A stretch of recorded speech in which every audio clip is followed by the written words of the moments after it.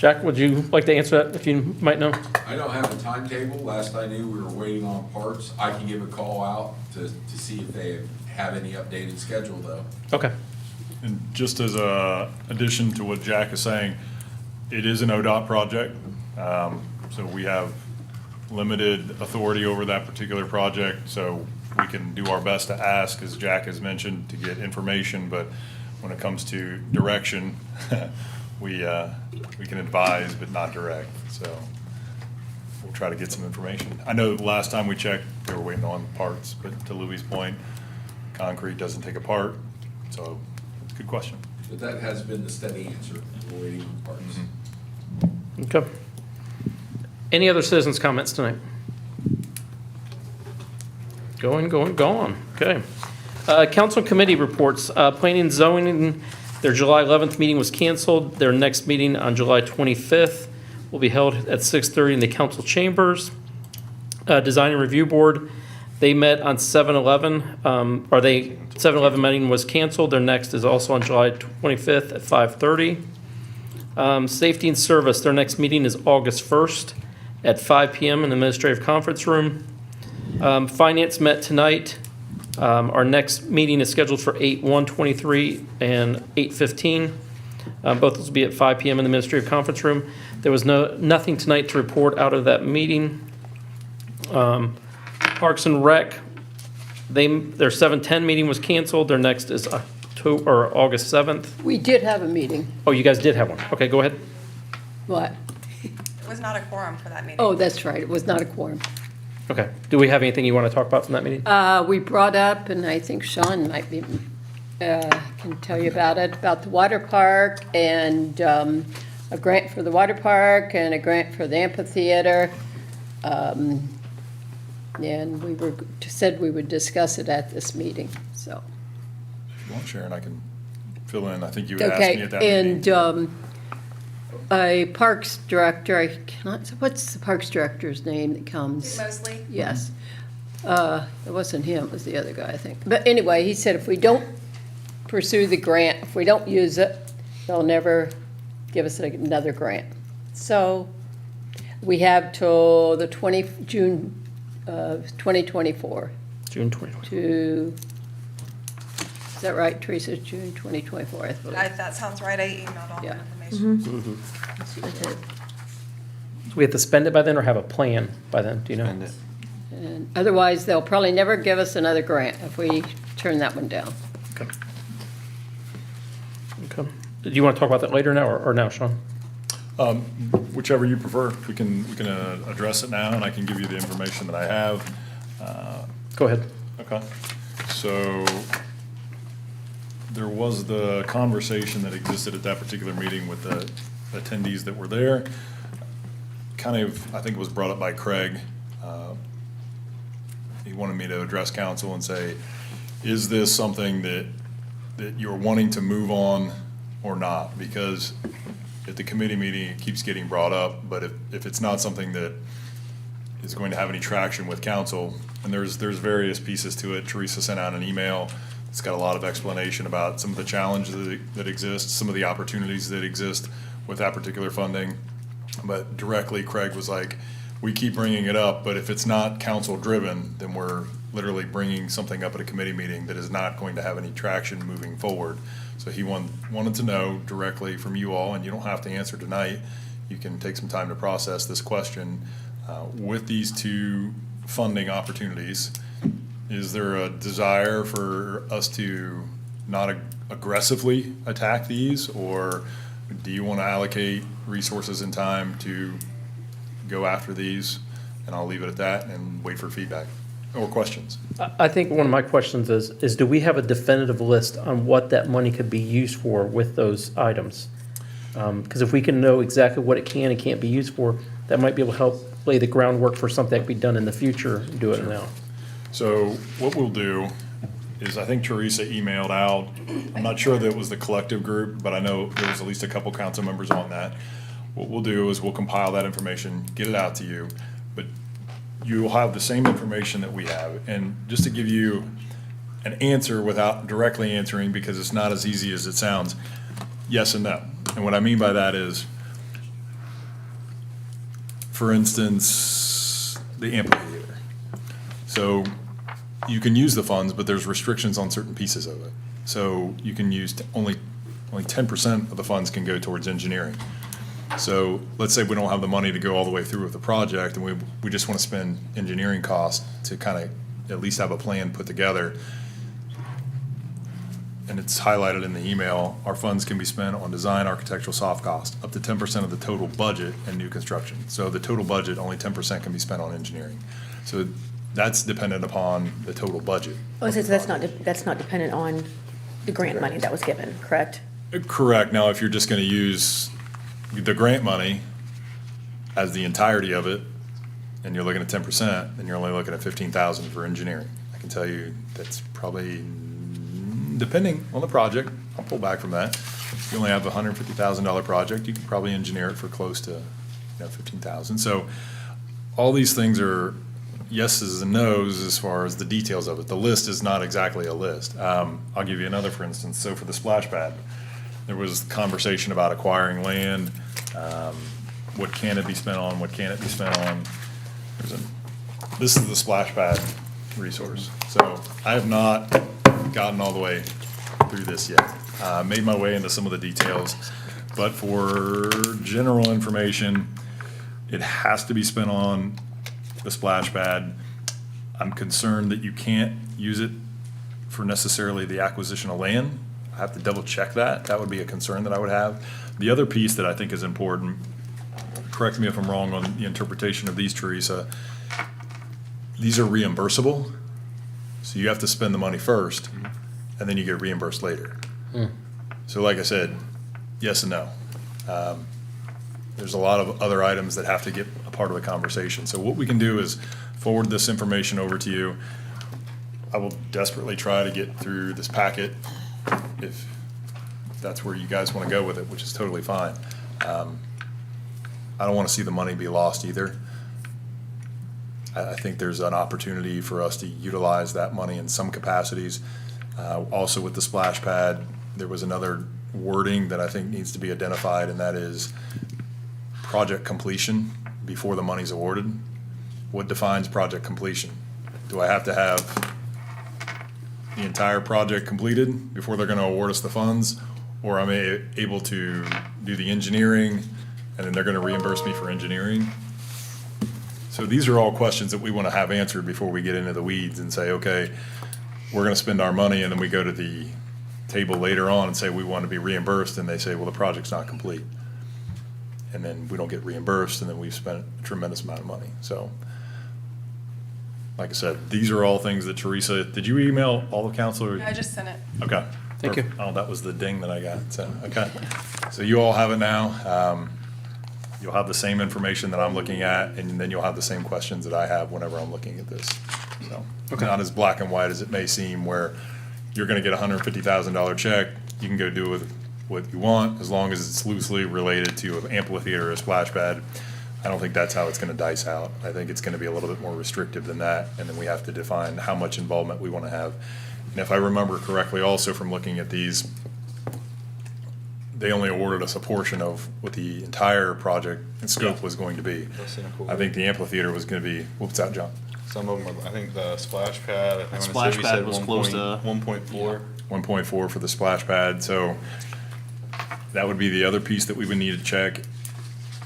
I think there's some wiggle room there, that, are they having the expectation of we spend 1.4 or we don't get the, 250,000? We applied for 800, or we applied for half, that we would pay for half, and we asked for them to pay for half, and they awarded us what they awarded us, on both. Right. projects.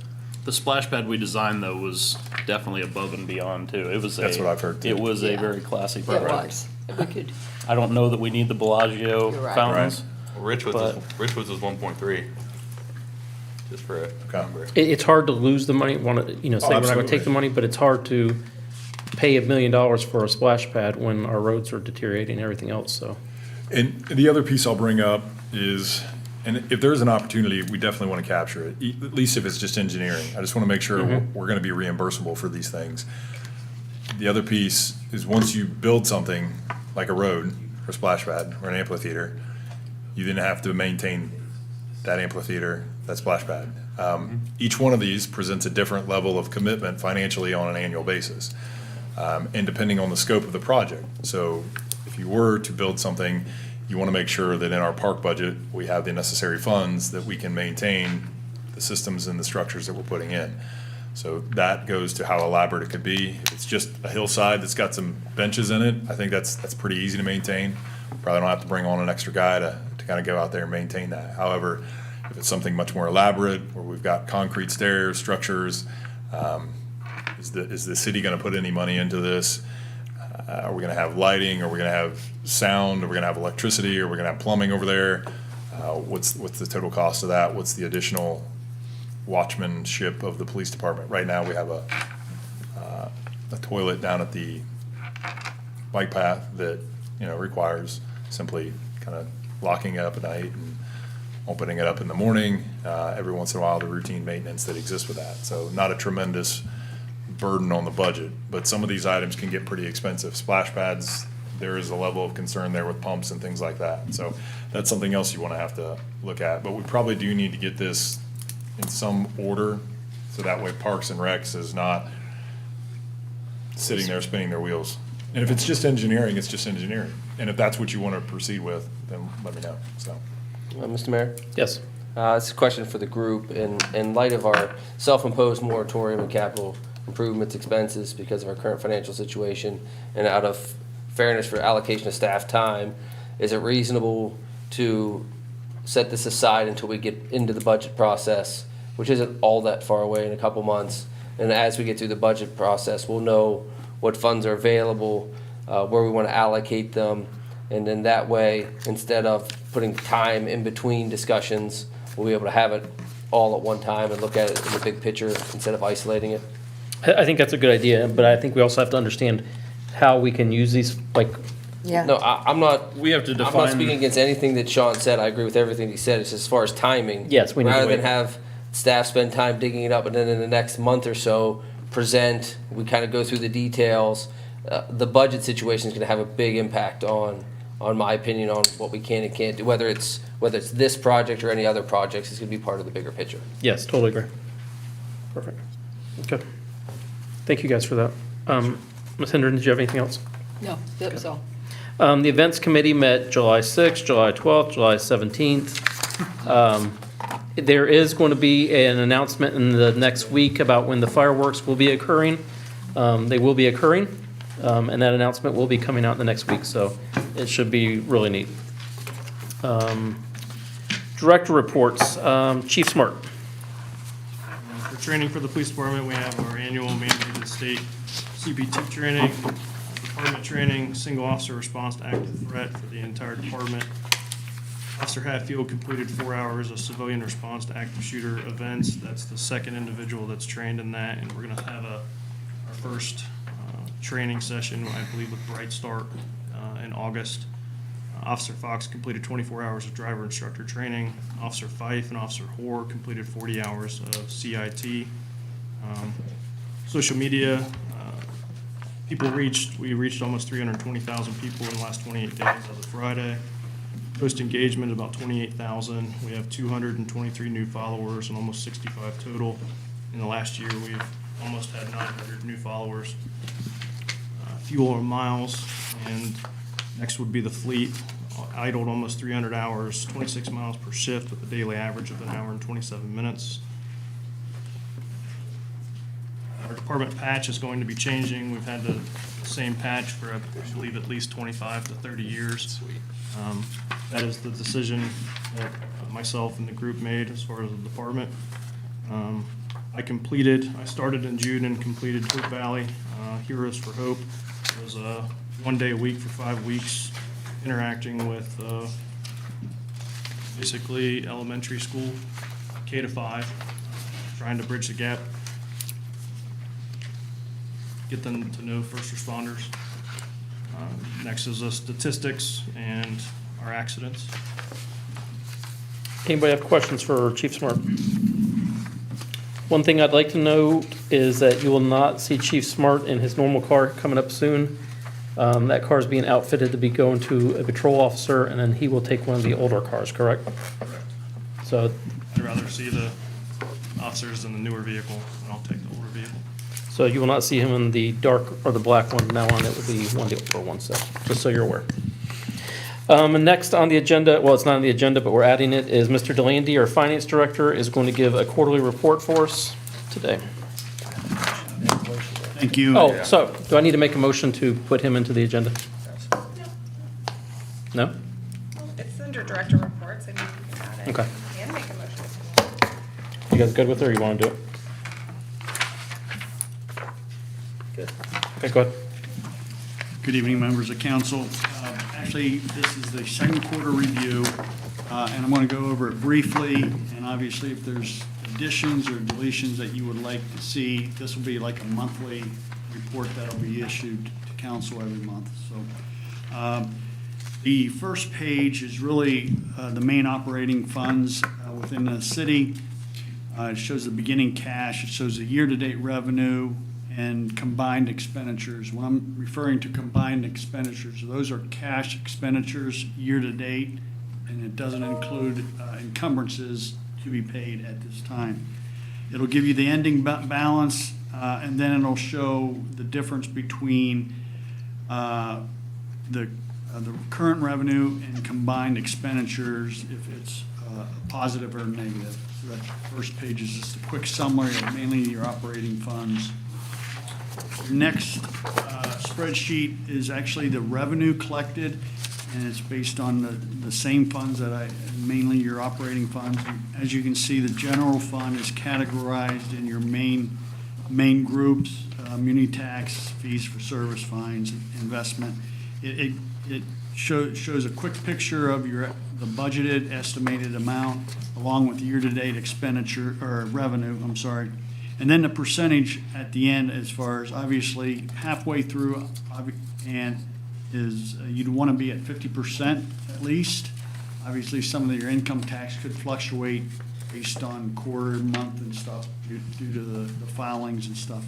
So as far as the general fund, it's running at 60% of its budget right now, which is positive. Street and construction is running about 69. The next page actually has combined water operating funds, improvement and debt service, along with sewer and improvement, and also debt for sewer. And it's running right around the 50%. Sewer is just lagging real low, and some of that is very well could be the timing of the billing and everything. So that's pretty consistent. The next grouping is the year-to-date expenditure. This would include your budget and the year-to-date personnel costs, contracts, supplies, and everything. And as you can see, year-to-date for 6 months, those general fund expenditures are running at 42.6%. Again, those do not include encumbrances that are earmarked to be paid. These are cash basis also. So there's definitely encumbrances in each of those funds that need to be paid. Then again, it breaks down the water and the sewer by the categories of operating improvements and debt service. The next one is a quick snap picture of the income tax collection year-to-date. As you can see, 2023, the budget for income tax is $2.7 million. Year-to-date for '23 was 1.781. It also gives a comparison of prior year at this time. And the difference over last year compared to '22 and '23, we're at a positive of 161,000. So it's pacing in a positive scenario. And as you can see, we're about 10% almost over last year's income tax revenue. On that page too, when we budget for 2024, we'll budget income tax, but we'll also allocate it down between holdings, net profit, and individual. So we'll be able to monitor, and a good goal, obviously, business net profit is based on profit in their business, and then it's paid at the income tax rate. That is a very conservative budget line item that I would probably approach for next year, for '24. And then as you can monitor it, a lot of times cities, what they do is if you see a big jump in net profit for that specific year, those funds can be earmarked maybe to a specific capital project or something like that. So that's, It'll give us more wiggle room during the year. yes, sure. Mr. Mayor? Yes, go ahead. And just to add to what Dave's saying, they're not necessarily dependable funds. So not utilizing them in your annual budget is sometimes wise, because sometimes companies will have a bumper year or something like that. So you can put them into your budget, but you just want to be careful not to make your budget dependent upon particular revenues. Yeah. That is correct. And plus, some of the businesses pay estimated taxes quarterly, and then that's not a guaranteed final tax return. So you might encompass maybe a large tax refund request if they're under that net profit that they projected. The next sheet is really just a quick snap picture of a comparison of your top 10 tax employers and your 20. It projects what was the withholdings for '23. Actually, it's the actuals for '23 and '22, and shows the variance. Your top 10 taxpayers in the city have seen about a 9% increase in their withholdings, so that's positive that we're seeing growth within these businesses. Also reflects the top 20, and the top 20 is roughly showing about 13.5% increase in their withholdings. So that's at least a good sign that the businesses are progressing and doing well.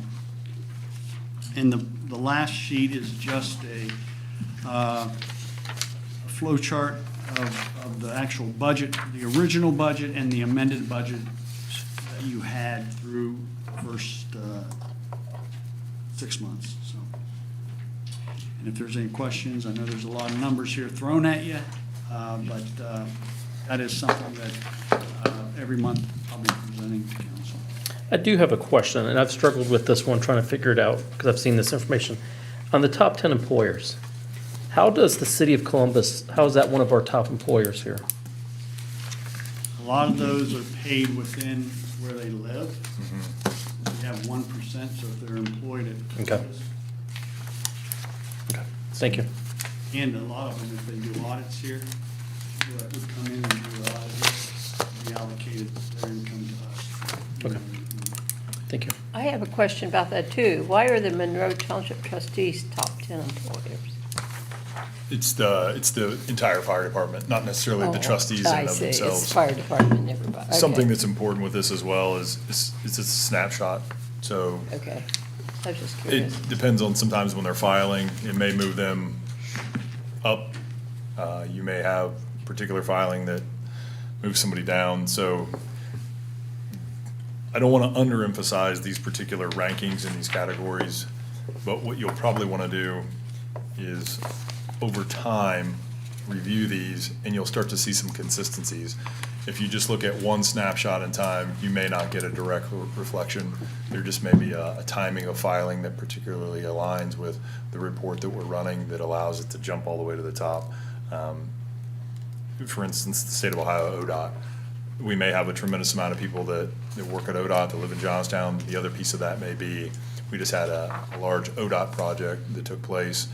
Those employees, while they're working here, now they also scheduled it out to Shelley Company, so the Shelley Company may have hit the list. So sometimes when you have a project, it's not always identified either. So look at these over the long spectrum instead of just the individual snapshot, if you're really looking to find out where your consistent employment basis comes from, so. Perfect, thank you. Anybody else for Dave? Sure. Dave, really appreciate the report. It helps out a great deal. It's almost a little bit of a report card snapshot on where we're at. And the big picture takeaways that I'm seeing here is that some of the financial restraints that we've made, some of the decisions we've made have taken us from operating in a deficit, significant deficit in some cases, to, with the encumbrances not being accounted for, we're showing a slight surplus, or ahead of the game as far as revenue. I think we're operating about net neutral. But also to keep in mind with that, that has eliminated any capital improvement projects. That is holding court, not looking to the future, any progress, but encourages me that what we're doing is moving us in the right direction, and we just need to keep at it and keep finding new ways to stretch our dollars. Anybody else? Okay, we'll move forward. The city manager report. I don't want to spend too much time on this report. What I will do, instead of going through line item by line item, if there's any questions that you have on any specific items, feel free to ask away. What I would like to do is things that I didn't include in the report because of the sheer size of the document, I'll just bring to your attention. And then if you have follow-up questions later on, feel free to add those. And to be sensitive to the rule committees have, if it is extensive in questioning, I would recommend that we set a specific time during the appropriate committee meeting to discuss it further. So, like I said, I want to bring these things to your attention, just so you're aware of these projects or meetings that are being held that we're having representation at. So the first one up is a meeting that took place last Thursday. It's the Central Ohio Workforce Transit Plan. Attended that. So currently, the Ohio Department of Transportation is looking at a transit plan. This is the second meeting. I was not able to attend the first meeting, had conflicting meetings. This one I was able to attend. It was actually held over at the New Albany, mine's drawing a blank, over at Bevelheimer Road. They have a big, humongous utility building. So anyhow, lack of a better word, at the utility building for New Albany is where they typically will try to rotate these. So that's where they had it this particular time. The last time they had it at the Gahanna Library. So really just a big view of it. I'm not going to drill down into anything. I'll get to the fun part of it. And as I'm getting there, just go over the overview. They're looking at trying to identify how to get workforce to the locations that they need to get to. Now, it's not all workforce related. You can have other items that are associated with that as far as, entertainment, travel, and things like that, or just an alternative means for someone to pick up a prescription that doesn't have a car. So all those things are identified in here. The main driving force, I would say, is probably going to try to get that workforce. So what they're looking at is the corridors. They're partnering, obviously, with the current existing infrastructure, which is Licking County Transit, Columbus, whether it's CMAX or CODA, and then also utilizing mobility hubs, which has been a conversation in the past, where it kind of links from a rural area, some last leg of the tour, I guess, pieces. So this is what they're kind of looking to create. Obviously, you've got some attention here in the International Business Park, logistics hub down here in Etna, and they're focusing a lot on the workforce being out in Newark as well as in the Columbus area, and then also the northern Columbus suburbs. Some routes, and like I said, have questions, you can get into a little bit now, but I do have some other presentations, or at least documents I just want to have your view on. If you have follow-up questions, feel free to get with me later. These are some routes that they're looking at, and they're asking for input from our respective jurisdictions. So when we go to these are just drafts. They're trying to define what's important to us, what's not consistent with our plan, so that they're obviously not creating conflict points. Some things are already identified with Johnstown, specifically to the Mink Road. They obviously had a corridor kind of going all the way in. I said, if you've traveled that road, you may look at that and realize a bus lane may be a little bit more complicated. If you take it all the way to Duncan Plains, I think there's a good conversation there, but any further than that, we may need to strategize a different route. So that's why they're trying to get local input so that they can make better decisions based on local information. If they had to send a car out to every single route, maybe a little bit more complicated. So, Sean? sure. I think this is part of a bigger strategy, bigger discussion. As one of my core efforts to maintain the heritage, the look, the feel of Johnstown. If workforce is needed, They either need to be able to transport it to the place of employment, or they need to live by the place of employment. And there's a balance, and as with everything, but I think we should pay particular attention to the mobility portion of this. Now, infrastructure obviously is underneath of it, but the bigger concept is we want to make sure that we are participating, very much involved in the discussions about how workers get to places of employment, because the places of employment provide us with the revenue that we like. Mass uncontrolled development is probably not what most people are looking for. So I just want to make that point that busing or any type of other mass mover of people is going to be critical to keeping the look, feel of the community that we all love, if that's your intention. And that is consistent with the messaging that I'm carrying forward to them. Really, the emphasis is, if we do have places of employment, really focusing on that being the area of the bus route, or whatever transit system they decide to come up with. Not necessarily wanting to see Johnstown's environmental transportation plan change in a whole marketplace situation, more of a specific identified area. I think you're gonna have to lean into these if you are looking at employment centers, how we get that workforce there. But those have to be identified to not disturb and disrupt the current residential environment that is here. So that is the traction in the methodology that I'm using whenever I carry the message of what Johnstown's looking for. If it's specifically to those areas, doesn't consume the residential areas, I think that's kind of the messaging that I'm carrying forward. I support that. Okay. Absolutely. More of a school bus route model where you go to the facility, not to a bus hub and then spill out from the bus hub. I think to we wherever are you're all on headed. the same mind. This is why I bring this up. Take this to a committee meeting, but the committee meeting is only going to track with a couple members of council. For things like this, I want you to be aware, so that you can bring up questions, and then you can also give me feedback so that I can take that feedback and make sure that those messages are being received to the groups that we're having these discussions with. And MKSK, which I'll plug them while they're here, I would love for them to incorporate, we're going to do it in some small scale with the comp plan, but a thoroughfare plan, pedestrian transient plan. What does that look like? We're gonna need to address that thoroughfare plan, especially with the increased amount of traffic that we anticipate. Also identifying the roads that we emphasize that need fixed. What does that budget look like? All those things are incorporated into a thoroughfare plan.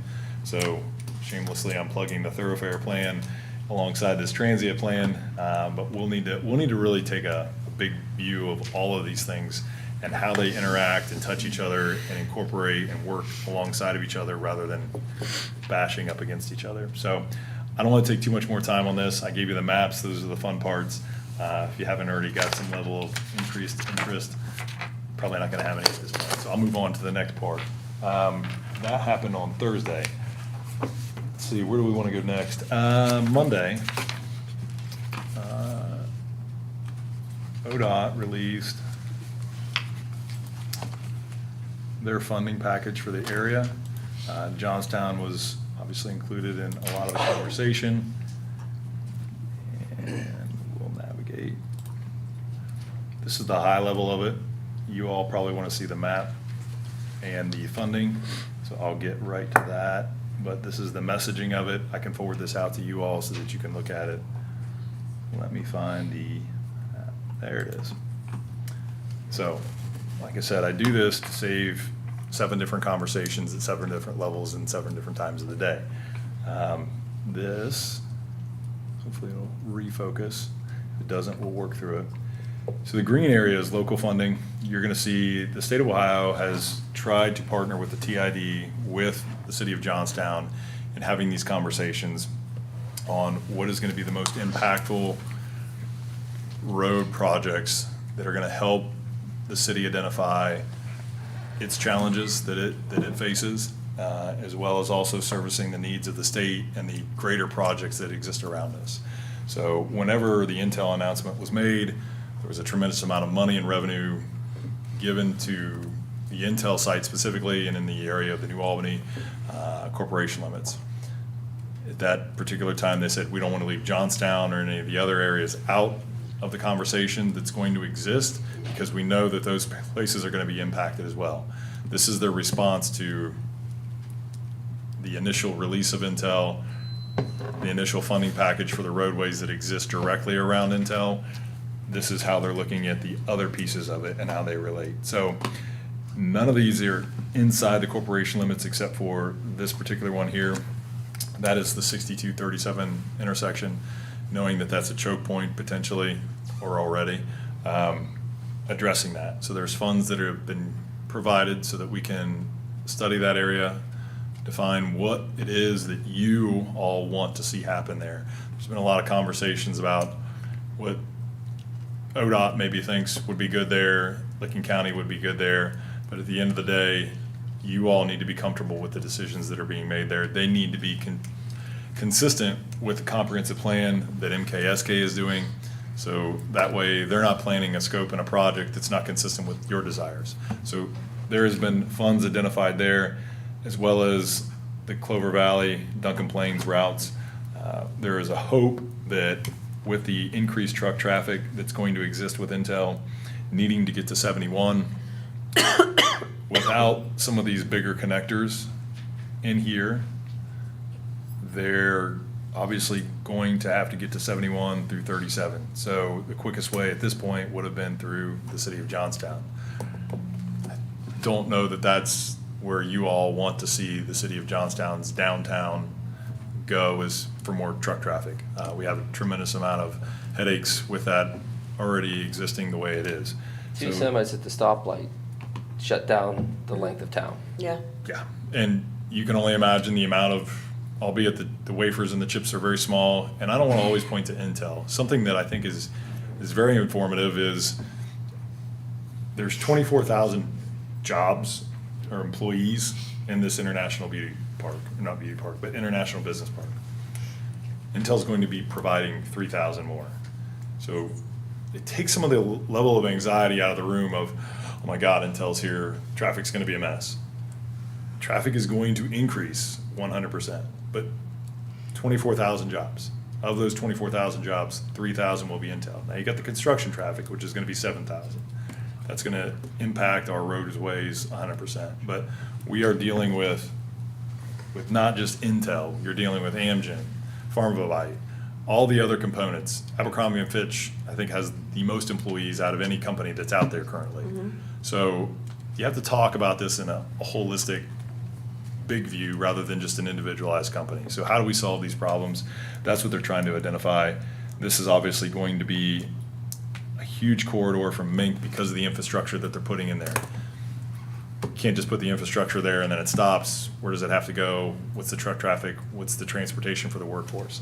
So that's why they've also identified Duncan Plains connection to 310. And there's various reasons for that, whether they're coming from Newark, whether you've got truck traffic that needs to go to Mink up to 310, 161 to 70. There's a larger conversation about 310's connectivity to State Route 70, and I'm gonna interest Chris because I know he probably knows where I'm going. Pataskala's facing the same issues. They got 310 that runs through the heart of their town. If you're looking at a 161 connector to 70, you're either picking 310 or Mink Road. I can tell you which one Pataskala is voting for, and that's not 310. And that's the same situation we're in. It ain't 62 or 37.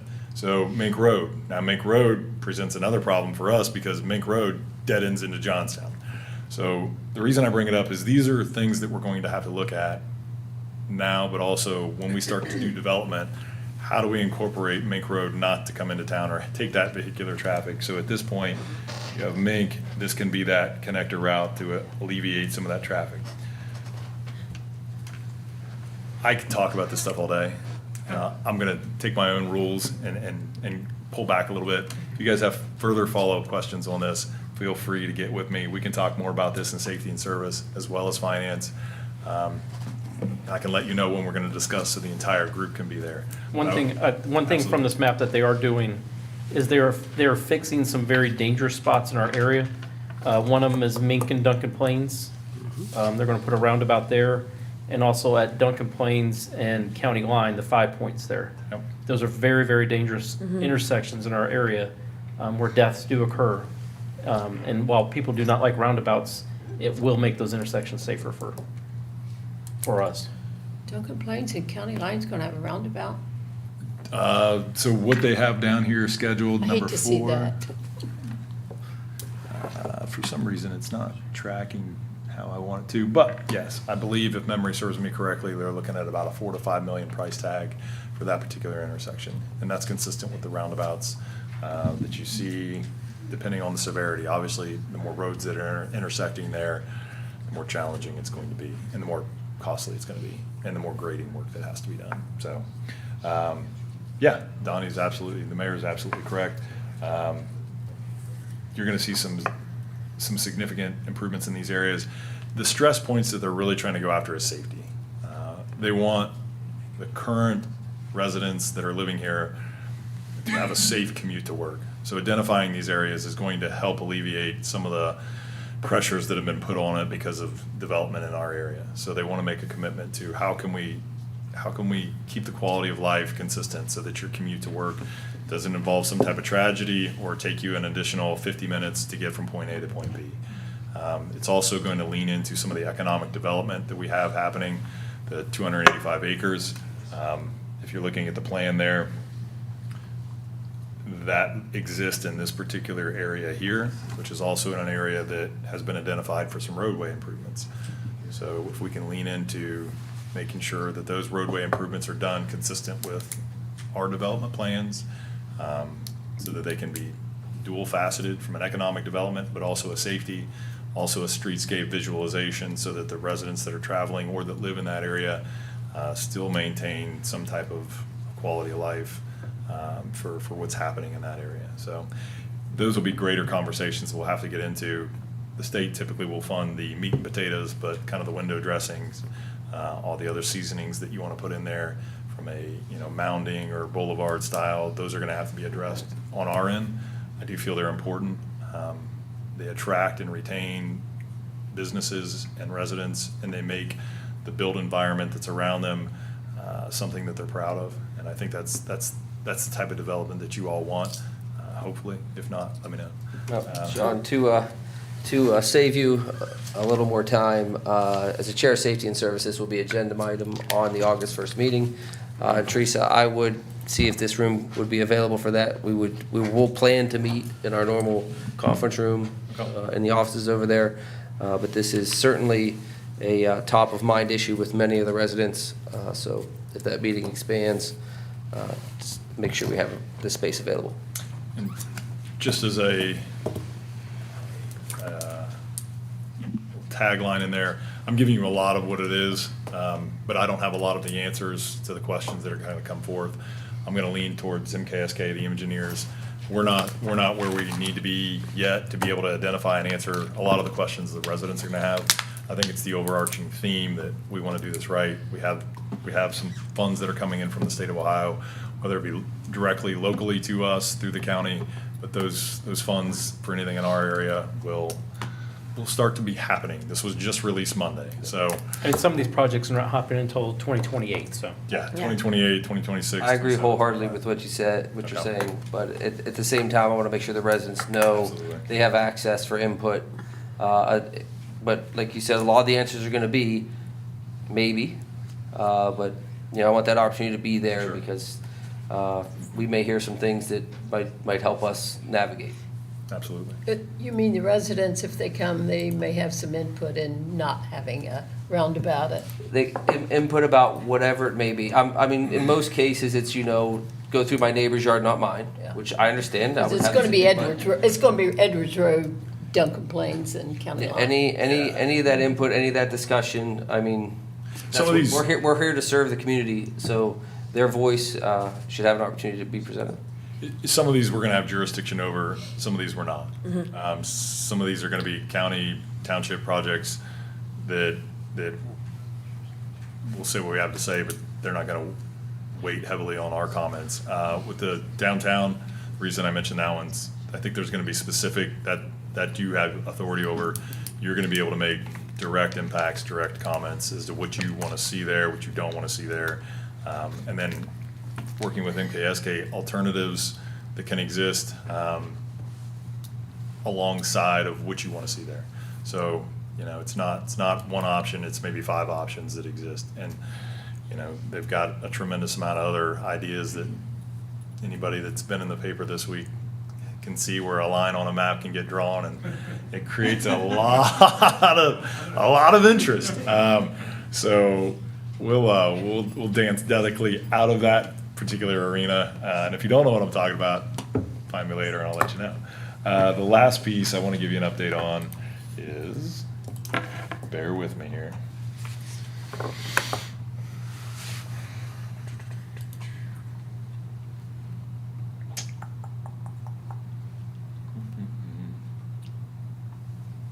As you know, we have been working with some collective partners in the area, and I have it here, 30 up.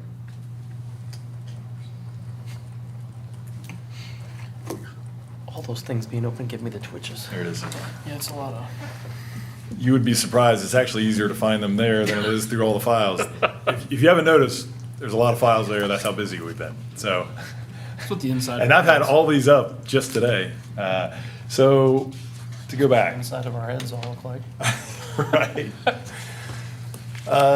We've been working on a partnership with an alternative to maybe the Southwest Licking solution to the regional water and sewer needs of the area.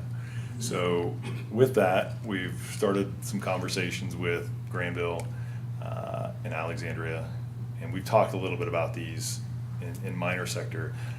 Things are starting to get a little bit more traction, so we're starting to be able to bring them out a little bit more from just a concept to actually documents or words on paper that exist. So that's why I'm starting to kind of be presentable with these. This is a 2-page kind of elevator piece.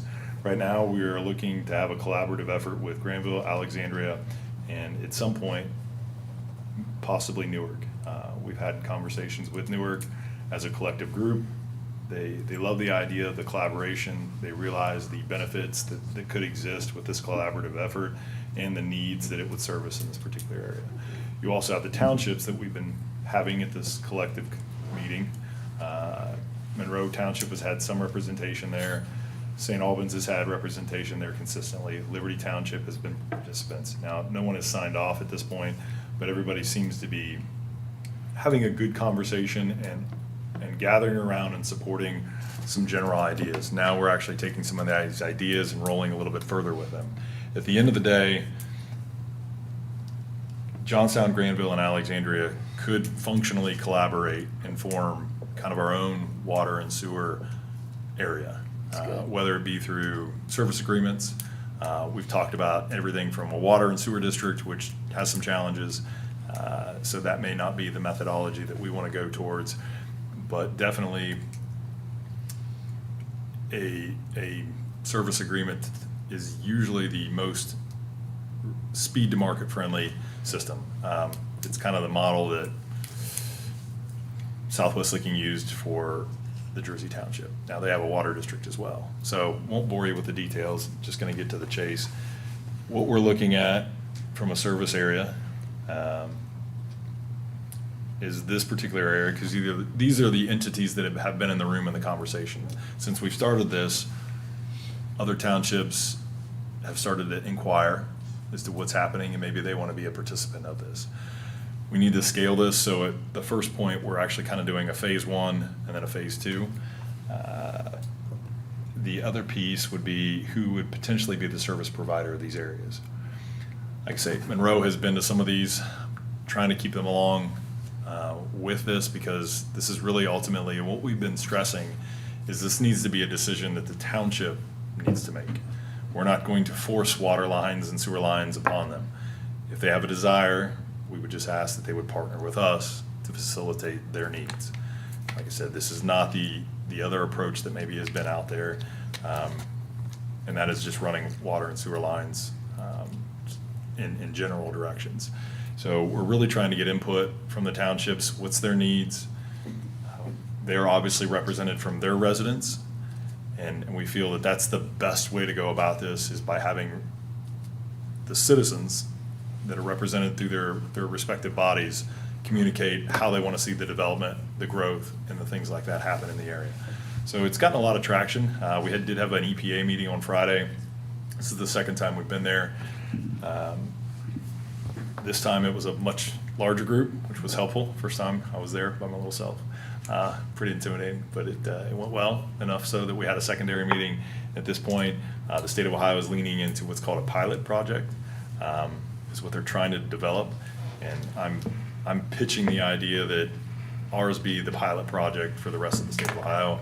Mid-Ohio Regional Planning Commission has gotten brought into this to be the pilot project manager, not to lose control of what we currently have and understanding the speed in which this needs to roll out.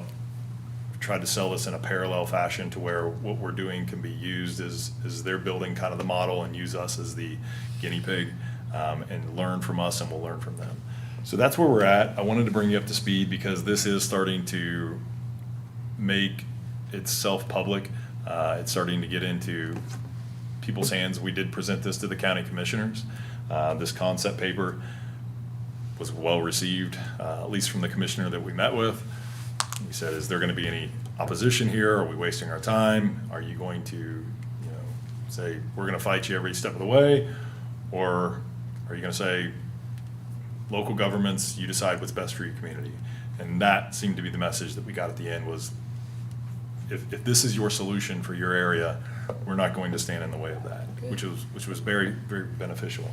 Doesn't mean that the agreements that they made magically disappear, but it does give us some encouragement that there's not going to be a wall of resistance for whatever we're trying to do in that area. So this, like I said, this has made its way to the county commissioners. I would hate for it to come to you all, and then all of a sudden you're like, why didn't you tell me this earlier? So this was the first concept plan. I'm gonna bug the crap out of Donnie again. And for the people who are here, in case you're kind of confused on this, if you remember earlier this year, there was information that came out that the county commissioners agreed to give Southwest Licking Water the rights to come up to service all the townships, all this area up in here, taking away any rights that Johnstown has to be able to work with those townships, those areas, and not be able to control those areas in the long run. So this is an alternative to that, because Granville wants to protect their areas, Alexandria wants to protect their area, and we want to protect our area. So by doing this, it also gives us some redundancy. Right now, we're one of the few areas that if our water plant goes, we cannot get water from anywhere else. So by getting water lines to Alexandria, which taps into Granville, if we ever have a problem here, we can get our water from somewhere else until our issues get resolved. So for emergency situations, it'd be very good for the city. Perfect. And if you have a million questions on that, feel free to fire away at the end. To drill down a little bit more deeply into the concept plan, what I've started to work on is an actual step-by-step. I just shared with this with the rest of the group, Granville, Alexandria today, in an effort to really start to rein in and focus where we need to be putting our attention. We have a concept now, what are the steps that we need to do in place? So this is, like I said, I'm not gonna put these things out there, but if you have interest and you wanna know exactly what's going on, this is the phase one. It's pretty simplistic. There's gonna be additional stages in there. I have been meeting with the city's attorney. We have retained a specialist to really talk about the environmentals of this. It's with Frost Brown Todd, but as a specialist with Frost Brown Todd, he's probably going to arrange a meeting here in the near future with the collective body. And what we're trying to do is just really get the best resources into the room so that we have the best possible opportunity for the outcome that we're wanting. And to do that, you're going to have to lean on some really qualified professionals. This particular individual is one of them. Kayeske is one of the others from a regional planning perspective. Chris attended the EPA meeting with me on Friday. Trevor attended it with me the first time.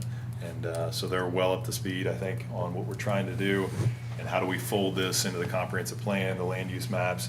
That's another key point that I've been trying to issue to the rest of the deciding factors is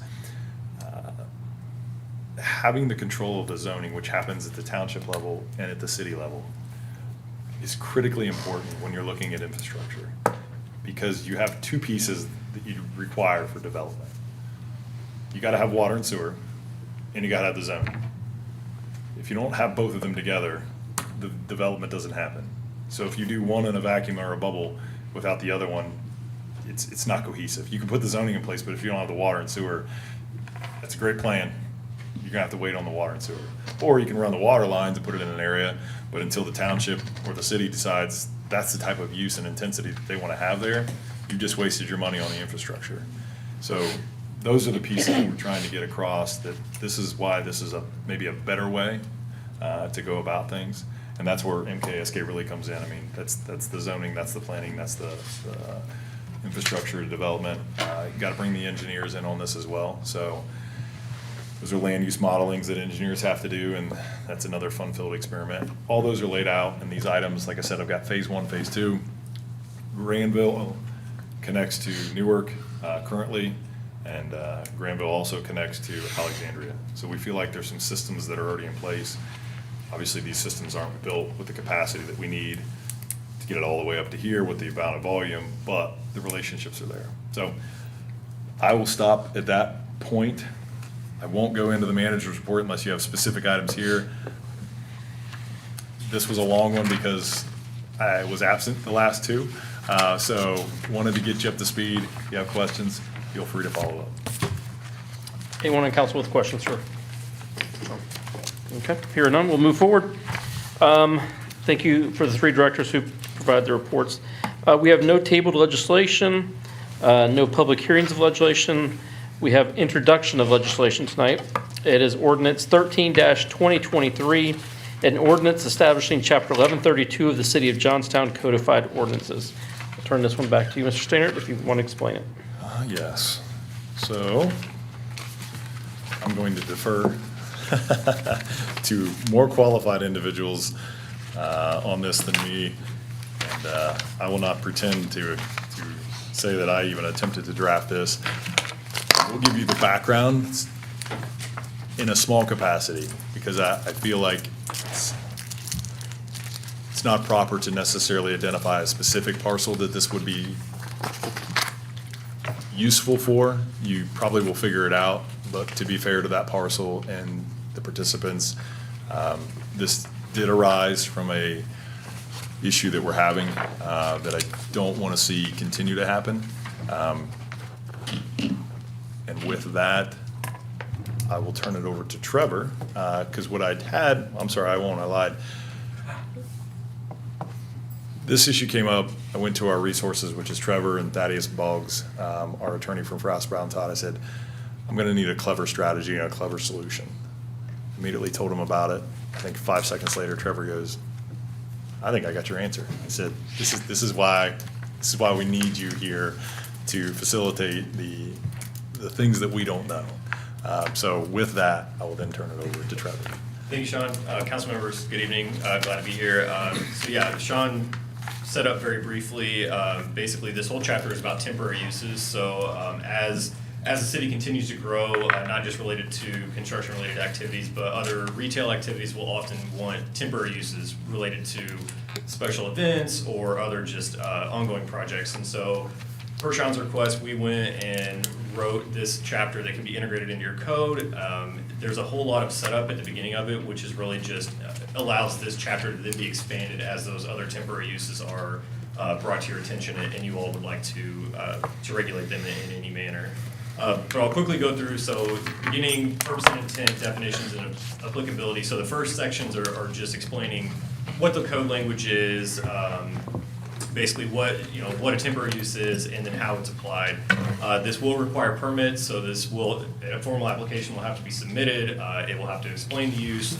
The language in here encourages photographs, specifications, anything like that will be used on site so that the decision makers have all the information they need to make an adequate, or the adequate information needed to make a decision.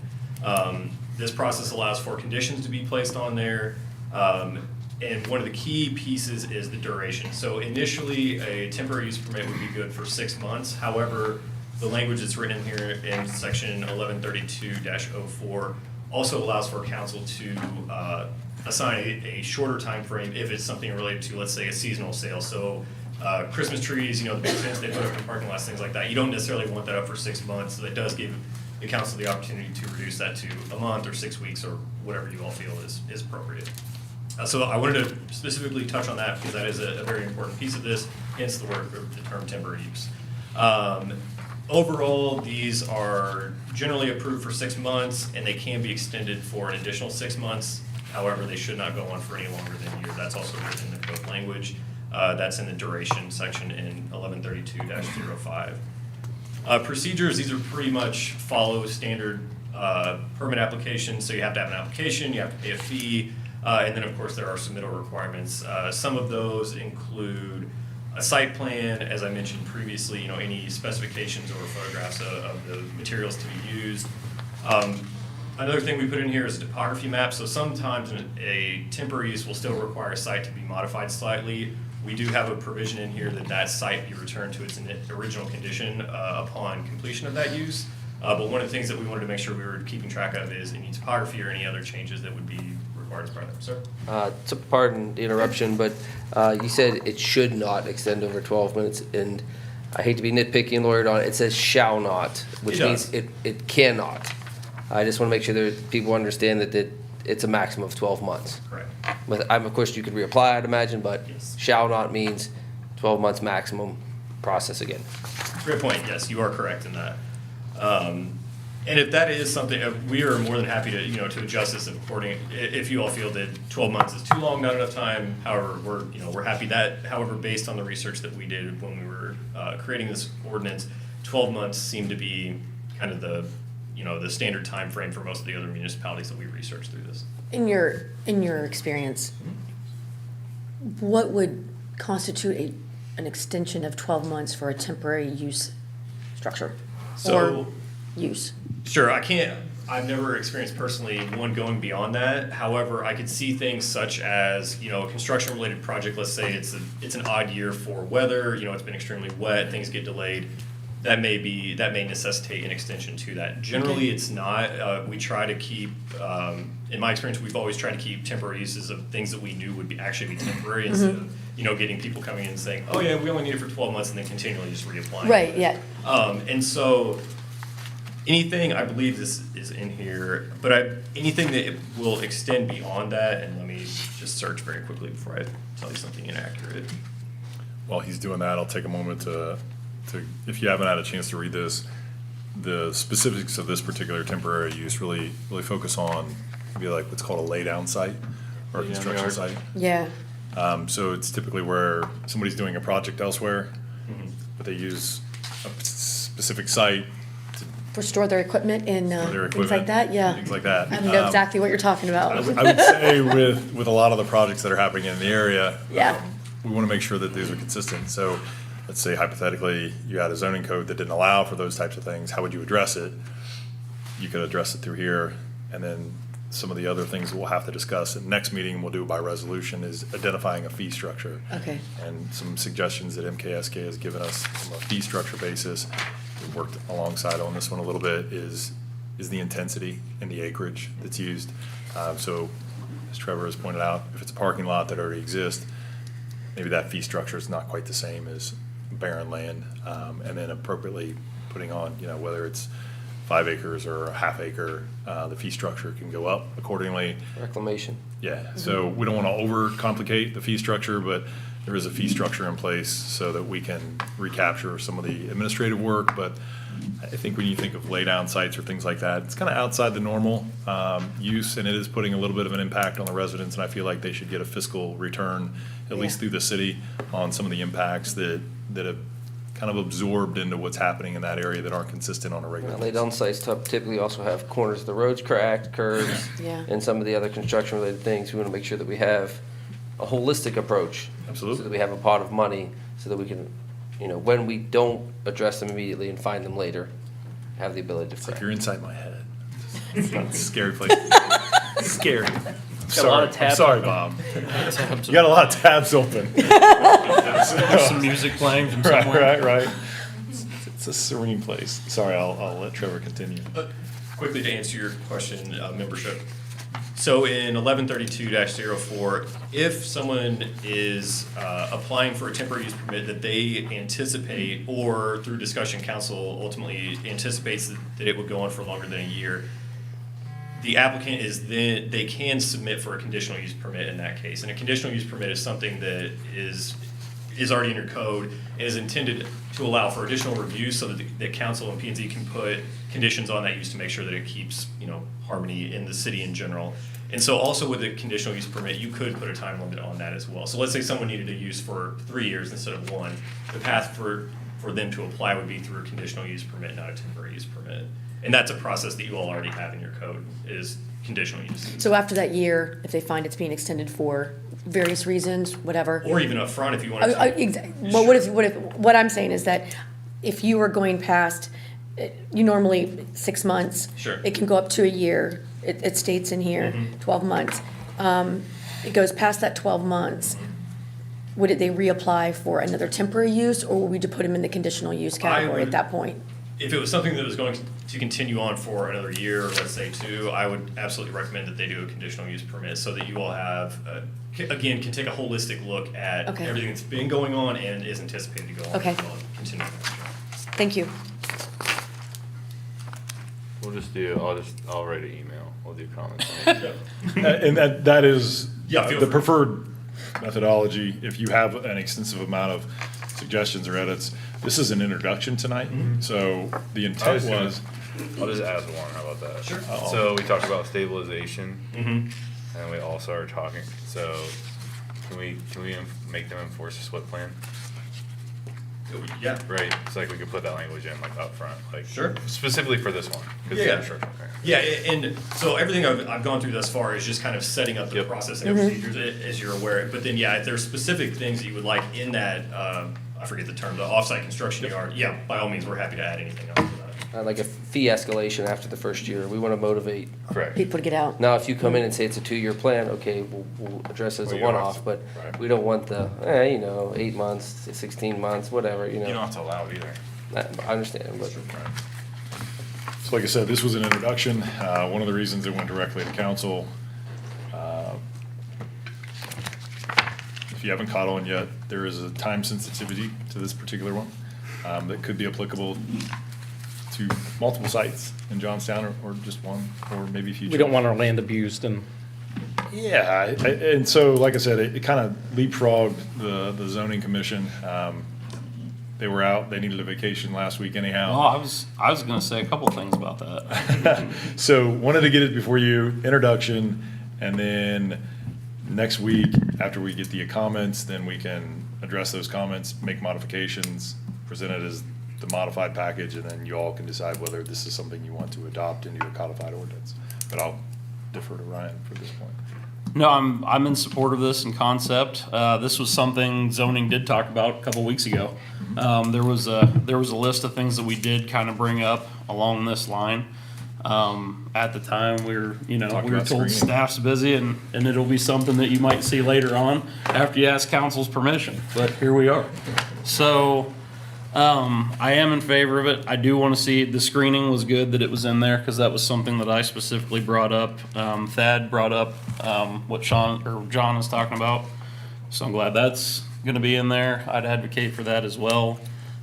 This is a process that I would like to see play out through, not necessarily approval through zoning, but I think this is something that I would like to see go through zoning, probably in more of a conditional use in its entirety, because I think these types of projects are going to be very case by case, and so probably being more conditional use than just right through the books may be a better idea, because we don't know what we're going to get necessarily with these sites. So to go through a board that traditionally looks at land use and traditionally sees these types of things, I think would be helpful in going through these processes, since they could be case by case or a one-off situation. I think you're going to have a more experienced group taking a look at it.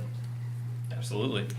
And that's a great segue into the review process. And so a temporary use permit is very similar to a conditional use permit in that it is reviewed by at least this body, if not also the Planning and Zoning Commission, and both groups have opportunity to apply any additional conditions. So the baseline that you see in here is just that. It is just a baseline. You can always add more to it. We just wanted to make sure that we had, as a minimum in there, what we felt would be, acceptable to you all. However, if there's additional things you would like us to include, more than happy to do that.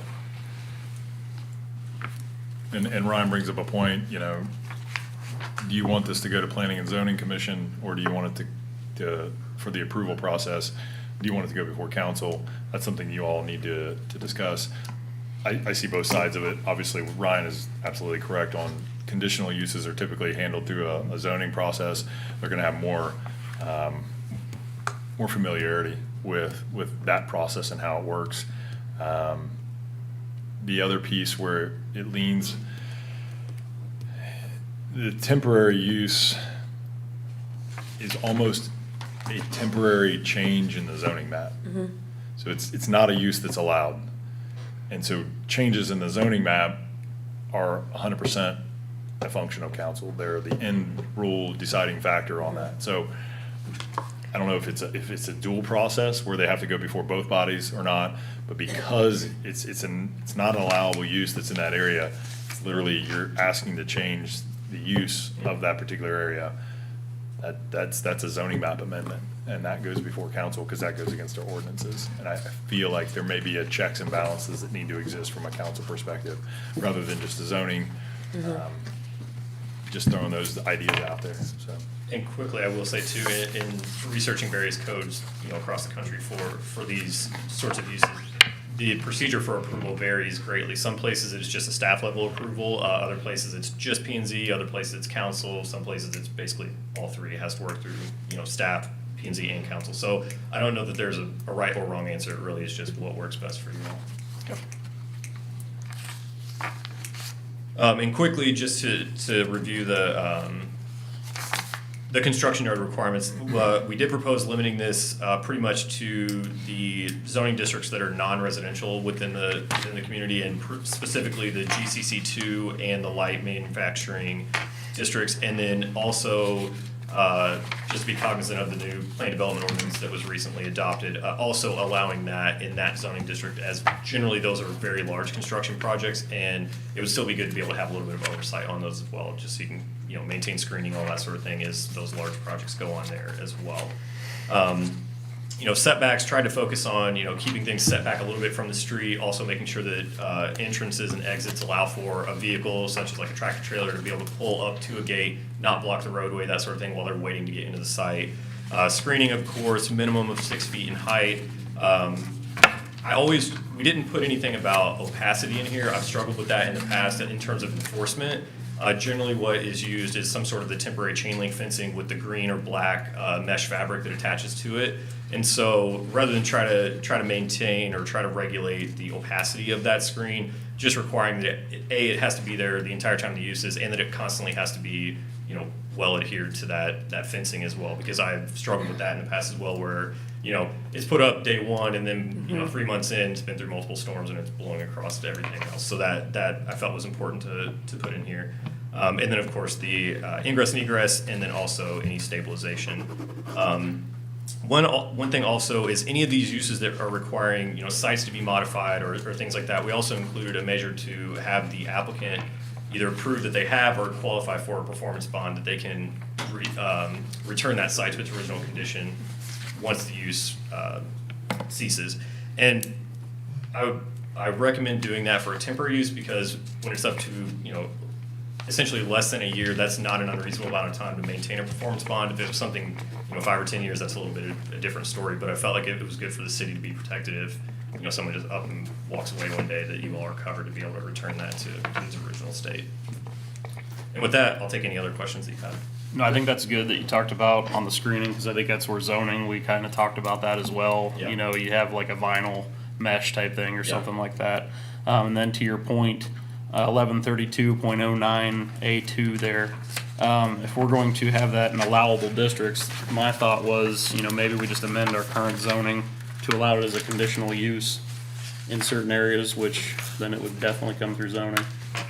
Might be an easier Then you're process. keeping it for a long time. Yeah. I I would would, concern I guess I don't understand why that would be. I'm saying as a growing city, we're gonna have Yeah, but these then large. No, but this is a somebody can temporary, buy that this is and a keep it for temporary use. years, I know. year and This years is temporary and use, years. it's not conditional. If they go past that year, that's what I asked, it's a condition, then we throw them into a conditional, and that goes to planning and zoning. I don't understand if we're doing a temporary use, this is temporary use, it's not conditional, Right. correct? Okay. One question I have is timing. So 6 months from approval to back to original condition. Not 6 months, okay, we're all done, now we gotta clean the site up, and that languishes.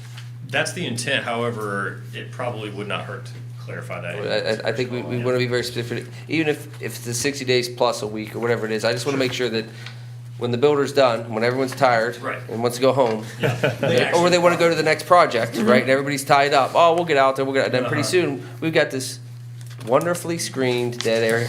You know, Yeah. Right. shouldn't track because they should want to put that into the property. But Sure. I'd like to see some language to the sort that says, Yep. you know, the end date is off property back to Yes. equal to or better than original condition. That is a great point, and I'm making a note of that.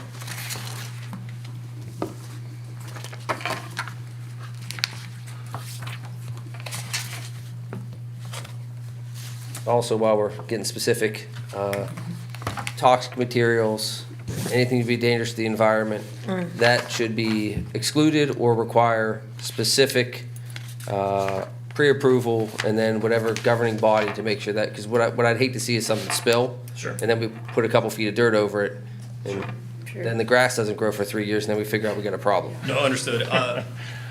In the past,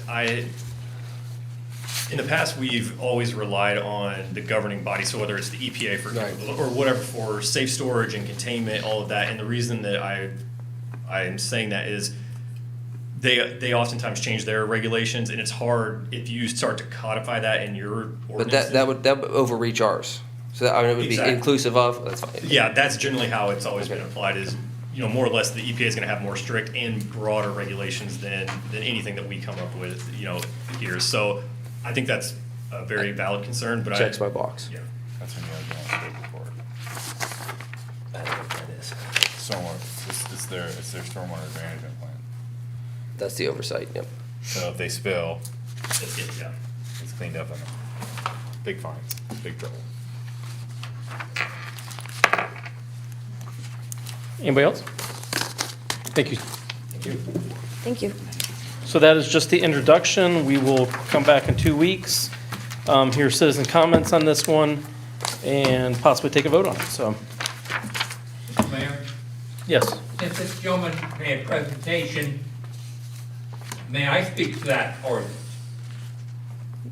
Will there be public comment? There's not public comment on it, this one. Pardon me? He was a speaker for the city. We will have public comments next week, or in 2 weeks. Okay. So you get to have all your comments you want in 2 weeks on it. Okay, next on the agenda is other business. I have 2 items.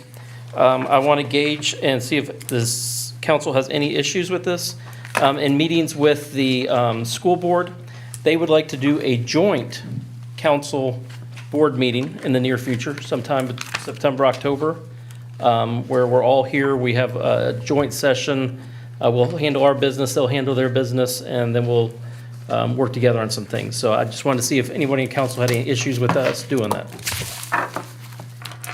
No, I think it's a great idea. I'd like to see a detailed agenda beforehand, Will do. just so I can be prepared to answer any questions that may arise and be thoughtful and thorough. Mr. Mayor? Yes. If I can add to that, I don't know that it's gonna be anything specifically school-related. I think it's more of an opportunity for us to be a part of what they're doing and for them to be a part of what we're doing, not necessarily to have a specific agenda item that revolves around both. I'm sure that with all the development and things like that that's happening, they overlap in some capacity, but it's more of just a, Ability for us to work together. yeah. Yeah, sure. If there's not something that No. they're looking for specific feedback on, I No. don't need an agenda. No. I could sense there was a concern there, and I wanted to make sure that that was not the intent. It was more of a, hey, get to know you.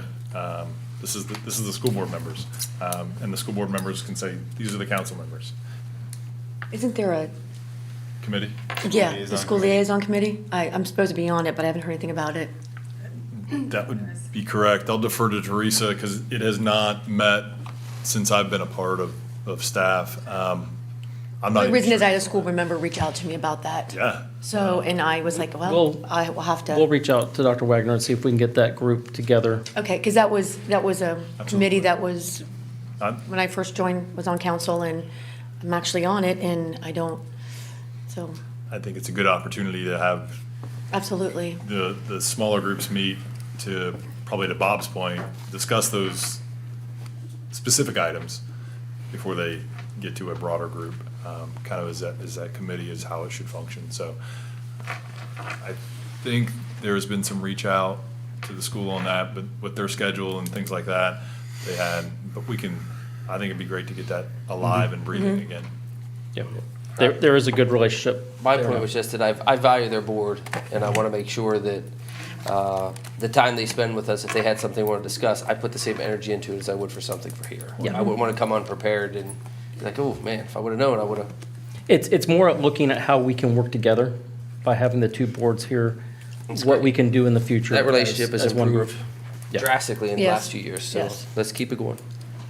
Okay, the next item I have, and this is not common, I checked with legal to make sure we could do it, but I want to be very transparent with the city. I want council to be very transparent in this issue, because it's an issue that many people want to know about. It affects the city greatly, and that is the city manager position. I've asked Sean's permission that he knows we're going to discuss this. But there's a couple different camps here with the city manager position. He has been acting city manager since October of last year, November last year. Do we start a search and look for a new city manager? Are we pleased with his performance and hire him outright? There are two different camps here. I've tried to do due diligence. I have contacted many local leaders. I've contacted state leaders who have worked with him to get their input on the work he's doing. They all believe that they stress that changing leadership at this point could be detrimental to Johnstown because of the business that's being done with Johnstown. The relationships have been forged. One individual stated to me, if you brought the best city manager here from New Albany, or not New Albany, from Upper Arlington, from Dublin, and you put them as city manager right now, you're putting the city back 6 to 12 months because of the relationship with township trustees, with the water issues, with the different companies that we're dealing with. So I don't want a decision made tonight on this. I want you to think about it for the next 2 weeks, and we can have a more robust conversation about it, what you want to do, because some people have said that as an acting, a lot of us are acting, or not acting, but we're appointed council members, that they feel that should be left to the new council that's hired or brought in next year. That puts us further down, kicking the ball further down the line. Some say we should start the search now. With the job Sean's doing, is that right or wrong? So go home, talk to your neighbors, talk to people, find out what people are feeling. Trying to go through my notes on this. Some of the other comments, Sean has been able to capitalize on relationships that is formed with state leaders, and these are beginning to bear fruit in our future, like these roads. He has extensive knowledge of Johnstown and the surrounding townships since he grew up here. This knowledge also extends to what Johnstown residents want and don't want in their future. One leader said he is one of us. Another person said hiring a city manager will set us back. Another person said he's great with infrastructure, funding, and building relationships. So I want to get council's input tonight a little bit, what your thoughts are, and then come back in 2 weeks and we can decide what we do. But we're continuing to kick this ball down the road. I don't think that's fair to Sean as the acting city manager. And we need to poop or get off the pot, so, Mr. Mayor, go ahead. procedurally, transparency is king. It's a foundation of what I hope to do sitting in the seat, or have part of what I do sitting in the seat. But Sean is an employee, and some of these discussions, he has a right to privacy. Yes. I'm not talking about his work performance. I'm talking about the decision to either move forward with hiring him or the decision to Well, when start a search. When I look to hire someone or relieve them of their duties, performance is a big factor. So I don't know how we can separate those two conversations and do it from these seats and not an executive session. It'll entail an executive session. I think that he's just, I think we'd almost have to. I think he's just wondering if there is an appetite to conversate about it. That's your right as the mayor to call it if you want it. So- Procedurally is all I wanted to discuss. No, that's totally fine. That's why I wanted to check with our legal team if we could even have this discussion. As long as we're not talking necessarily about negative job performance or anything like that, we're fine in that avenue, so. Anything from this side? I want us to have an open discussion since this affects the city for many years, so. Right, like you said, I think we do it in a couple weeks. Definitely want to have a full council there when we do it. And I'm for further conversation on this. Perfect. Okay, that's all I had for other business. Does anybody on this side have anything for other business? Mr. Mayor, Yeah, go ahead. I have 2 items for other business. Didn't quite know where to throw them in at. They kind of are happening as we're moving along. First up, I'm going to give this to Chris, but in case he needs a moment to prepare or give an answer, I've got a secondary one that I can identify really quickly. So we are working through, obviously, an annexation piece. Pretty soon, if all things flow accordingly with this annexation piece, you're going to probably see a request for a PD district or some type of rezoning for this particular annexed area. We are trying to run as fast as we can, but we don't want to let the PD district and the annexation catch up to us. And what I mean by that is there are some things in our comprehensive plan that we need to identify specifically so that we have those in place before the annexation and the PD district request lands on our lap. So we're very close at this point, but we're trying to push one further along, and that's where I'm going to enter with Chris, if he feels comfortable tonight, talking about the comprehensive plan, maybe an amendment that would be coming down the pipeline, what that looks like, what that entails, what it is, and what it's not. It's not the entire. And at this point, I'll defer to Chris if you're ready. Yeah, I'm ready.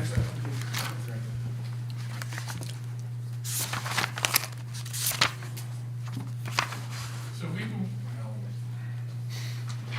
good evening, Chris Herman with MKSK. So we've been working with you and the community on what we're calling this growth framework, which is really talking about what happens outside the existing boundaries of Johnstown.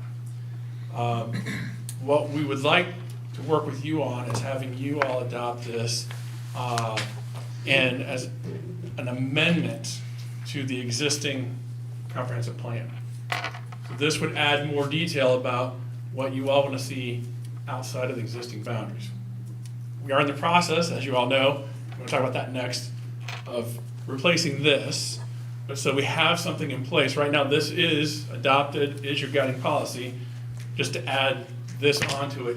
And it will change the future land use map. Everything inside the boundaries will stay the way it is. We're not recommending changes now. We'll get to that as we go through this process.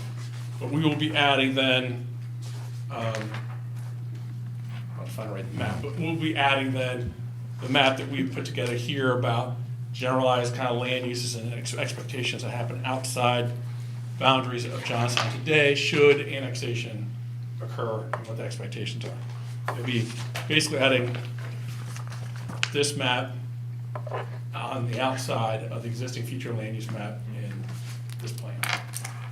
And so there's a couple, we would tell you there's probably a couple pages in here. We actually have to change what the text says to reflect this. And we'll lay that all in a memo.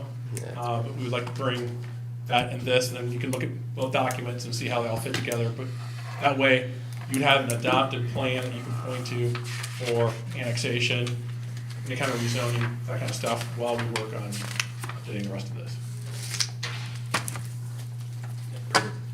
Yeah, please. And the rationale behind that, just to provide a little background, was right now, the current land use map basically just recommends all residential up to 1 mile outside the city limits. And while in 2020 that may have been appropriate, obviously with the Intel announcement and all the other, secondary businesses and things like that that will be coming along in those employment type uses, we felt that it was necessary before we have the opportunity to go through the rest of the comprehensive plan process to get you all something that can help guide those plan development decisions that are inevitably coming down the way. So that's kind of a little bit why and that's what we're recommending is a little bit different than just strictly residential. However, there is still some of that in here as we've discussed previously. So, Trevor, thank you for saying that, because the other thing I want to say is conversations that your city manager is being asked on a regular basis from the Transportation Improvement District, ODOT, Mid-Ohio Regional Planning Commission, Licking County, State of Ohio EPA, about what kind of development do you have, how much traffic should we be projecting, what kind of water and sewer should we be thinking about, what kind of water capacity, all that kind of stuff. Right now in this current comprehensive plan, I would say not much, because there's not much planned, and this helps change that conversation and say, no, we've got bigger ideas of what's going to happen in the future around us, particularly around it. And how soon can you do that? We're hoping the next 2 weeks. Yeah. I believe the prior comprehensive plan, we checked on this earlier this week, Teresa, so correct me if I'm forgetting, it was done by a resolution? Yes. Okay, so it would be done by a resolution, takes effect immediately, doesn't have to have multiple readings. And I do want to put some guardrails around this. What we add, we can still change if there's modifications that need to be done once the entire project of the comprehensive plan is put together. So very rarely do you have a situation where typically you build a comprehensive plan and you're like, all right, 5-10 years from now, we're really going to see this thing and it's going to start to come alive. Like, we are dealing with real-time situation. We're like, okay, if we can get it built fast enough. And I also want to put this public comment out there. The prior comprehensive plan had all this residential around it. Not that that's a bad thing. I think in the grand scheme of things, everyone would like to stay the status quo where we're at. That's fine, but what I can tell you is that land will be developed in some capacity. If we don't get in the driver's seat and take a hold of that particular area or just the general areas of Johnstown, someone else will do it for you. So it's not that Johnstown has this grand desire to be like, oh goody, we get to change how we are, we get to add a bunch more houses, we get to add, some employment wouldn't be bad. And some of the other services that go along with it, but there's also challenges that go along with that. Increased school capacity, all those things. We're not trying to lean into that, but we also want to be the person that's in control of that, partnering with our townships so that they can have a better plan. And I'll stop talking. John, it looked like you had. I would say too that I think one of the things that as a city, when you look at a comprehensive plan that was done in 2020, now that we know that there is a large propensity to have economic growth in an area that probably wasn't a realistic goal in 2018, 2019, 2020, when you have an opportunity that knocks, you have to entertain the opportunity. There are definitely municipalities in Central Ohio that would love for the amount of economic development that we might be able to have. I mean, people give up tons of stuff to get little tiny bits of economic development, so we have a great opportunity. We need to be great stewards of that opportunity. So it's not that it's a faulty document in a sense, but it just needs to get slight changes until we can get it to what we want it to be. Well said. We've come a long way for sure. I know when I started on, I think that was one of the first projects I worked on coming into the whole political process of Johnstown. And they told me, don't get too excited with it because the farmers around here own everything and they're never going to sell. So here we are. You're selling everything. So there you go. So I just want to reiterate that because I think it needs to be said there's a tremendous amount of pressure and intensity on you all, on the staff, that we are the ones trying to facilitate all of this change, and you're planning for all these things. And it's not that we want to see what we currently have changed in such a broad scope. It's that if we don't do this, I can guarantee you someone else will. And if Southwest Licking making a play for an area that literally touches the Johnstown Corporation limits for their water and sewer infrastructure, if you think they're putting water and sewer infrastructure or have a plan to put water and sewer infrastructure in there just to let it sit as farmland, are sadly mistaken. There is a plan for someone else to utilize it. So either you can control your destiny, or you can watch someone else develop into your backyard. I prefer the first one, so if you disagree, let me know. I think it's We'll have a important. slow day at the office tomorrow. So, It's very important to note that we did not ask for these changes. No. These changes are occurring. If we don't do our part, we're not going to exist. And it's Mink, all these roads will look like 79 and Heath, and all these other areas that we don't want it to look like, so we have to control it to keep it the way we want it. We have to be good shepherds of what we have. We have to be stewards. Mr. Mayor? Yes. Correct me if I'm wrong here, but I'll read through the documents to determine if, it's something that I get on board with. But in general, this is a planning document. It signals to others. It doesn't require Johnstown to do anything. It's technically, it's not even within our borders. We don't have any control.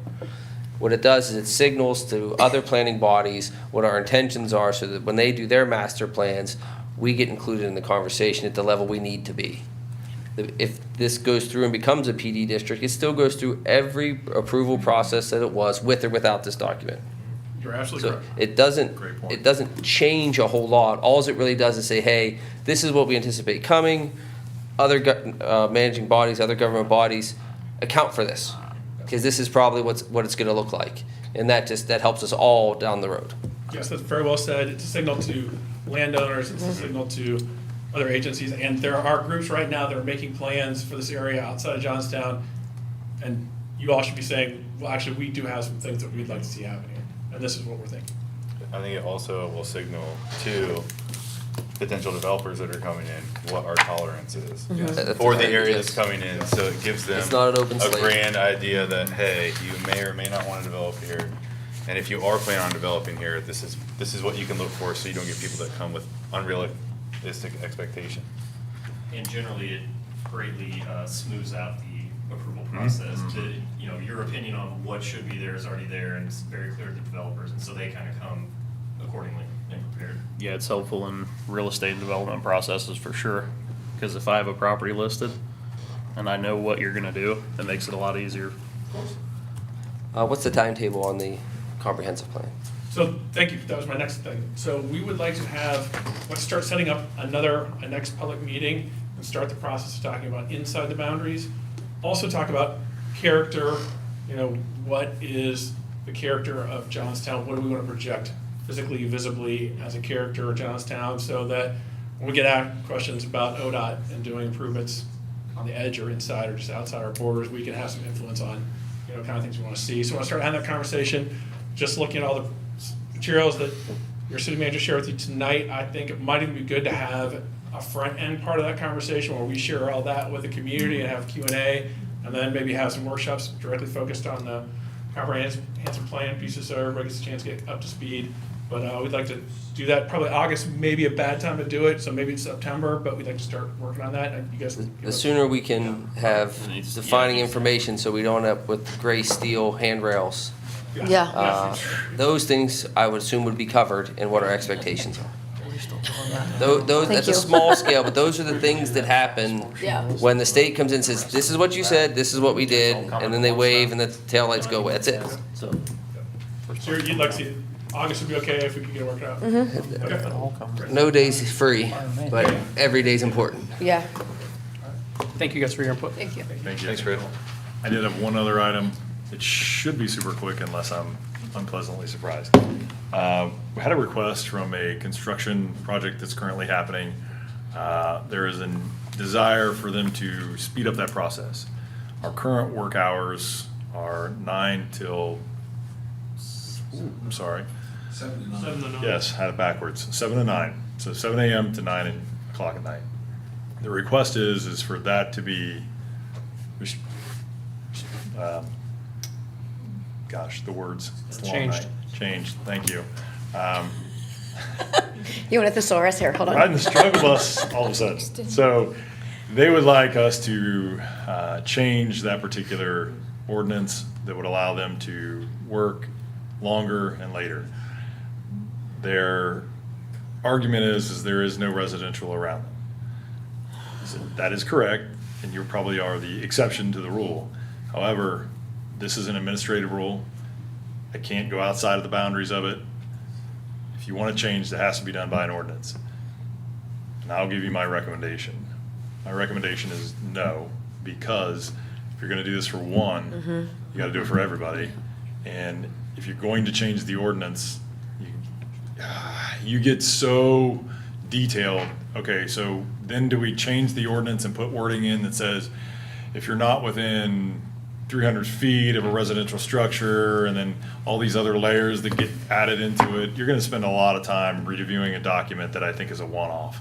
So I will give you my recommendation is to not, but if you have a different idea, I get it. We wanna accommodate the particular site that's being developed, but at the same time, it's a lot of extra work on the city. It doesn't seem like it should be. They're like, well, we're the exception. I'm like, I have to follow the ordinances. So tell me your feedback. I'll do whatever you want. Anybody want to do it? Keep it the way it is. You're good. If a tree falls in the woods, I'm not sure. I appreciate them coming to us, but I'm absolutely changing that. Or, you know, we'll have nail guns going off on the Right. roof at 5:30 in the morning because it gets Agreed. hot at 2 o'clock. 100%. And please don't, Right. you do not want to see, you do not want to see the emails that come with noises in this town. Oh, yeah. I understand the statement that you're making, Bob, and yes, I'll leave it at that. Tree falls in the woods. And I'm not gonna tell them that, because, No. Kind of did, but, well, you know. I'm not giving them the approval. No, that's not an approval. approval at all. That's not an approval at all. Stick within the boundaries. You get caught outside those boundaries, there's gonna be appropriate fines and fees that are. We'll act accordingly based on our ordinance, ordinance. I- Police department will be the one dealing with it. I was asked to bring it forth, knew where this was laying. More power to I you. brought it forth, I've done my job. At this point, you good. can continue to. I was being boundaries. facetious in case anyone was confused. We gotcha. Backpedaling. Okay, anybody else for other business? Just one thing that I had, as much as it'll probably be a pain to talk about it, I know one issue right now is water bills and things like that. Do we have an official statement? I'm sure we're working on the issues. People have been addressed as they've complained, I'm sure. Where are we on that issue? There's no issue. Yeah, I was gonna say, there's no issue. We made a transition to a new utility billing software. I think the process has gone smoothly. We have had a lot of calls. People think their bill's higher. I mean, their bills are higher, but what we're trying to explain to people is we're spending a lot of extra time going through their usage. We're finding that the period for the current July bill is a period where we had that drought. A lot of people were doing extra watering. I think that they just don't realize they were doing, so taking the time to go through their hourly usage during the period that they're questioning has been helpful. So I encourage anybody to call and, you know, we can help review their usage if they have a question. So just to be clear, Teresa, you, after sitting down with you and looking at the water, how it works, and if you haven't done that, I highly suggest you see how it works. It is very, very rare that, and I'm sure Jack can say this too, that when your water meter goes down, they'll know it before you know it. That's just how it works. That's how the system works. And it happened to me. I actually had a call from the water department last year to tell me that my meter wasn't working right. I had no idea. They caught it before I knew. They will about it. also contact you if they see unusual water Yes. usage so that So- you don't have a large bill. So just to be clear, the system can track it down to the hour of the usage. So if people are having issues, I have seen the social media posts, if your bills went up and you were unclear about that, they can track you down to the hour of your bill. and how you use it every day for that period in time. So I highly encourage that, anybody watching, anybody out there that has issues about their water bill, to call and get that usage report. Teresa, it's very easy for her to pull it up and get that done for you, and you'll be able to see by the hour how much you use. And there's very, very rare instances that meter is wrong. Correct, Jack? Correct. So, And I would like to publicly correct something I said on social media. I stated there was a glitch in the system. There was no glitch in the system. There was an issue with the software that reads the meters, that it wasn't working at the time. Or what is, how is it best to say that? So the software that we use to read the meters, they had, the company had done a software update or something on their end a few months ago. And so our meters, all of our equipment was functioning correctly. We just were not able to see the readings. And it was more than just our area, it was multiple states. Oh, yeah, they had a big problem. It's since been resolved. There wasn't anything wrong with our equipment, though, I guess is what I want to stress. Yes. It wasn't something that went wrong on our end. It was the third party that we use their software. They had a computer problem. Yes. But we just couldn't see the readings. Our meters were tracking fine. Okay. No, I know about the leak detection software. It's great. We had a construction site where there was a damaged pipe and it caught it before we did. So that is a fantastic piece. But this was something a lot of people were talking about. I got a lot of calls on it this week, so just wanted to take a minute and talk about it, see where we were. Yeah, I'm sure you got a lot, so wanted to at least take a minute and talk about it. Appreciate it. Anybody else? Okay, hearing nothing else, I make a motion that we move to executive session to consider the purchase of property, and I wrote this down, and will not come back for additional meetings. Second. Nice. Oh, Donnie, who's going? Additional discussion. Donnie, who's- So close. Donnie, who's invited? Who's going? Who's invited? Oh, and who's going? Yes. I'm gonna get this. You'll get Council and the city manager. And it should be super brief. All right. Was that the first by Mr. Barnard? And Second. by Merriman? Yes. Hampton and, Okay. Additional discussion. is that a big one for you? Joe Orsini, Yes. John Merriman. Yes. Mayor Barnard. Yes. Ryan Green. Yes. Sharon Hendrick. Yes. Nicole Shook. Yes. Oh, yeah. You gotta, We turn the air conditioning down. because I watch the Everybody- things get lost in this county. You have to build a Over fire. that one. Procedural.